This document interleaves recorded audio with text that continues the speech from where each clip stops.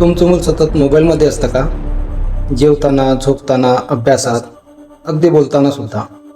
तरी फक्त सवय नाही, हळूहळू वाढणारं व्यसन असू शकतं. पण घाबरू नका. आज आपण मुलांचे मोबाईल व्यसन सोडवण्यासाठी पालक म्हणून काय करू शकतो हे बघणार आहोत. आजकाल अनेक पालकांची एकच तक्रार आहे, माझं मूल मोबाईलशिवाय राहतच नाही. पण खरंच उपाय काय आहे? ओरडणं, मोबाईल काढून घेणं की काही वेगळं? काल एक पालक मला म्हणाले, माझा मुलगा 5 मिनिटांसाठी मोबाईल मागतो आणि 2 तास सोडत नाही. जर तुमच्याही घरात हे होत असेल तर हा व्हिडिओ शेवटपर्यंत बघा. मुलं मोबाईलकडे का आकर्षित होतात?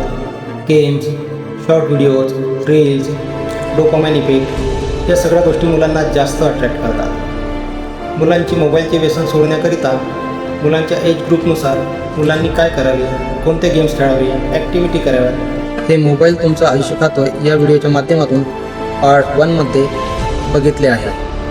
आता आपण पालकांनी याबाबत काय भूमिका घ्यावी ते बघणार आहोत. आता पालक आणि मोठ्यांसाठी महत्त्वाचे.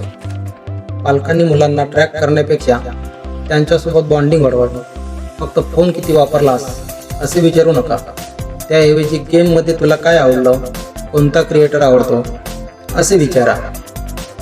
मुलांना तू सतत मोबाईलवर असतोस, तू पूर्णपणे बिघडलास, तुझ्यामुळे घरचं वातावरण खराब होतं, आजपासून मोबाईल बंद, इतर मुलांकडे बघ, ते किती चांगले आहे, अशी वाक्य बोलू नये.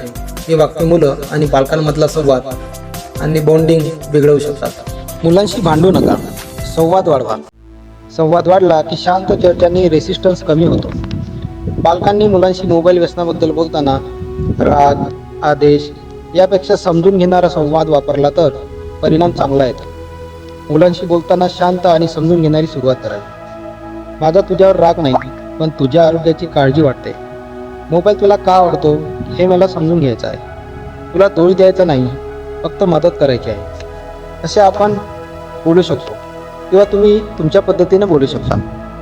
मुलांच्या भावना समजून घेण्यासाठी तू तणावात असताना मोबाईल जास्त वापरतेस का? ऑनलाईन मित्रांमुळे तुला जोडलेलं वाटतं का? तुला कंटाळा आला की मोबाईल हातात जातो का? मोबाईल वापरताना तुला नेमकं काय चांगलं वाटतं?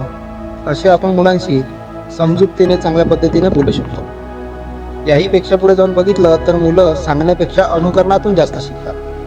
त्यामुळे पालकांनी स्वतःहून स्क्रीन डिसिप्लिन पाळणं जास्त महत्त्वाचं आहे, अत्यंत आवश्यक आहे. पालक सतत फोनवर असतील तर मुलंही तसंच करतात. मुलं पालकांचं वर्तन पटकन कॉपी करतात.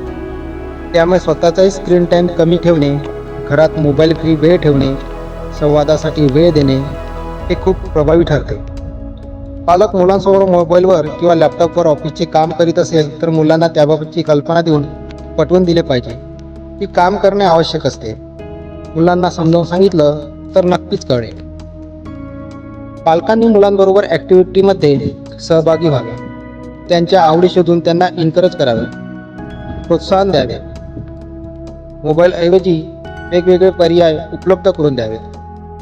मुलामुलींना मोबाईलपासून दूर ठेवण्यासाठी जबरदस्तीपेक्षा इंटरेस्ट निर्माण करणे जास्त प्रभावी ठरते. मुलांमध्ये मोबाईलचे व्यसन कमी करण्यासाठी घरातील सवयी, पालकांचा वापर आणि मुलांना मिळणारा पर्याय हे तिन्ही मुद्दे महत्त्वाचे असतात. मुलं मोबाईल कमी बघायला लागली की मुलांना सकारात्मक प्रोत्साहन देणे खूप महत्त्वाचे आहे. आज तू स्वतःहून मोबाईल कमी वापरलास हे छान, तू प्रयत्न करतोय हे मला दिसतंय, त्यावर विश्वास आहे की तू हे नियंत्रणात आणू शकतोस. चल थोडं चालायला किंवा फिरायला जाऊया, एकत्र खेळ खेळूया किंवा गप्पा मारूया, तुला आवडणारी ऑफलाईन ॲक्टिव्हिटी शोधूया, मोबाईलशिवाय रिलॅक्स होण्याचे इतर मार्ग शोधूया. त्याप्रमाणे आपण मुलांना सकारात्मक प्रोत्साहन देऊ शकतो. पण जर मुलांमध्ये गंभीर लक्षणे दिसल्यास मदत अवश्य घ्या. जसे की मुलांचा अभ्यास पूर्णपणे बिघडत असेल, राग किंवा हिंसक वागणूक वाढत असेल, सोशल आयसोलेशन होत असेल, मोबाईल नसल्यास किंवा काढून घेतल्यास एन्झायटी येत असेल तर बाल मानसोपचार तज्ज्ञ किंवा काउन्सिलरची मदत उपयोगी ठरते. आपल्याला हा व्हिडिओ आवडला असेल तर कमेंटमध्ये नक्की कळवा. आपल्या जवळच्यांना शेअर करा आणि सबस्क्राईब नक्की करा. भेटूया पुढच्या व्हिडिओमध्ये एखाद्या महत्त्वाच्या विषयावर.